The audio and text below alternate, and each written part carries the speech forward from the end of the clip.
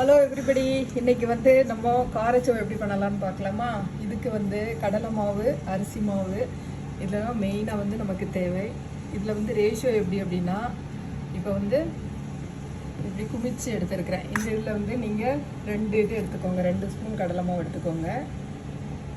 இது கடலை மாவு தான் இதுக்கு ரொம்ப தேவைப்படும். ஸோ 2 ஸ்பூன் அல்லது 3 ஸ்பூன் கூட எடுத்துக்கலாம். 3 ஸ்பூன் கடலை மாவு, அதுக்கப்புறம்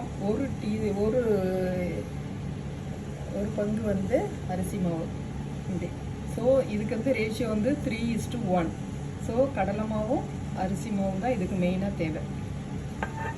இந்த 2 மாவையும் ஒன்றா போட்டு கொஞ்சம் நம்ம சலிச்சுக்கிடலாம்.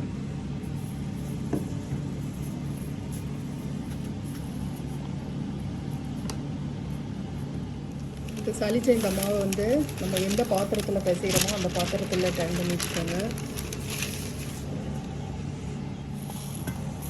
இப்போ இந்த காரச்சோவுக்கு தேவையான இன்க்ரீடியன்ஸில் வந்து மசாலாஸ் வந்து ஒரு 2 டீஸ்பூன் வரைக்கும் மிளகு எடுத்துக்கணும். இது மிளகு தான் ரொம்ப முக்கியம். அப்புறம் வந்து கொஞ்சம் ஜீரகம் வந்து 1 டீஸ்பூன் எடுத்துக்கோங்க. இந்த மாதிரி கார்லிக் இருக்குல்ல, பூண்டு வந்து ஒரு 3 பல் எடுத்துக்கோங்க. இதை தவிர உங்களுக்கு காரத்துக்கு வந்து இந்த சில்லி பவுடர் வந்து தேவைப்படும். இப்போ இந்த போட்டிருக்கிற அந்த மிளகு ஜீரகத்தை வந்து கொஞ்சம் நல்லா பொடி பண்ணிக்கோங்க. இப்படி இந்த இடிகளில் போட்டு இப்படி நம்ம பொடிச்சாதான் வந்து அது நல்ல டேஸ்ட்டாக இருக்கும். இப்போ வந்து இந்த இதை வந்து நம்ம நல்லா பவுட்ரு பண்ணியிருக்கிறோம். ஆனால் ரொம்ப நைஸாக வேண்டாம், ஜஸ்ட்டு கொஞ்சம் இது ஃபோர்ஸாக இருக்கிறப்பல இருந்தால் ஒர்க் பண்ணுறோம். அடுத்தது இந்த பூண்டையும் நல்லா வந்து இந்த கல்லிலே போட்டு தட்டிக்கோங்க. தட்டி கொஞ்சம் நல்லா பேஸ்ட் மாதிரியே நம்ம பண்ணிக்கிடலாம். ஏன்னா நல்லா பேஸ்ட்டு பண்ணணும். அப்படின்னா தான் அந்த இதில் நம்ம புளியும் போது அந்த இது இருக்கு இல்லையா, மிஷினில் போய் மாட்டிக்காது. இப்போ பூண்டை வந்து இப்படி நல்லா நசிச்சு இப்படி போட்டுக்கோங்க. மிக்சியில் அரைச்சா கூட நல்லாயிருக்கும். ஆனால் கொஞ்சோண்டு இருக்கிறதுனால நம்ம வந்து இப்படி விழுதாக வந்து அரைச்சி எடுக்கிறோம். சில்லி வந்து ஒரு 1/2 டீஸ்பூன் போட்டுக்கோங்க போதும். சால்ட் வந்து சேர்க்க போகிறோம். இப்போ வந்து கொதிக்கிற எண்ணெய் வந்து ஒரு குழிக்கரண்டி நம்ம வந்து இதில் ஊற்றுறோம். ஸோ ஃபஸ்ட்டு தண்ணி ஊற்றுறதுக்கு முன்னால் இதை நல்லா வந்து இந்த எண்ணெயில் வந்து புரட்டி எடுத்துக்கோங்க இந்த மாவை.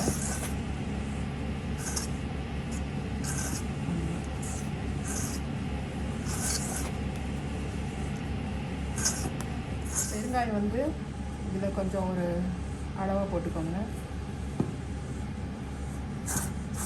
இப்போ நல்லா வந்து இந்த மாவு வந்து நம்ம வந்து மிக்ஸ் பண்ணிட்டோம் மசாலாவோட.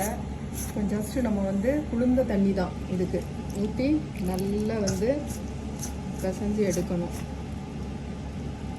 தண்ணி தெளித்து பிசைங்க எப்போவுமே.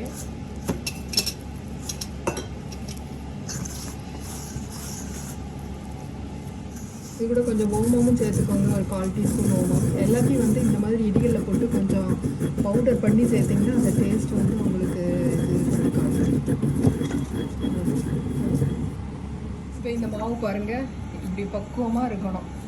ஒட்டவும் பாத்திரத்துலேயும் ஒட்டக்கூடாது, ரொம்ப குழகுழப்பாகவும் இருக்கக்கூடாது. ஜஸ்ட்டு வந்து இந்த மாதிரி எண்ணெய் வந்து நல்லா ஹீட் ஆகிடுச்சு. மாவு வந்து உலக்கில் வச்சுட்டு இது வந்து புளியணும். இப்போ புளியும் போது முறுக்கு மாதிரி இது புளியாமல் ஜஸ்ட்டு விட்டு எடுத்து விட்டு பண்ணிங்கன்னா ரொம்ப நல்லாயிருக்கும்.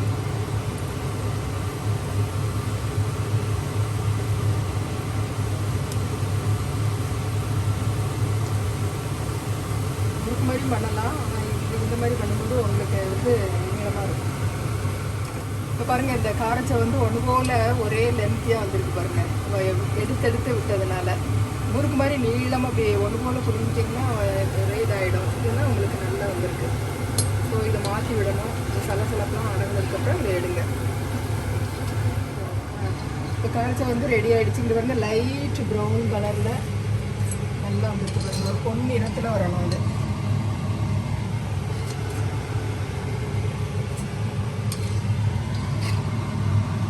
பாருங்கள், இந்த சுவையான காரச்சை வந்து ரெடி ஆகிடுச்சு.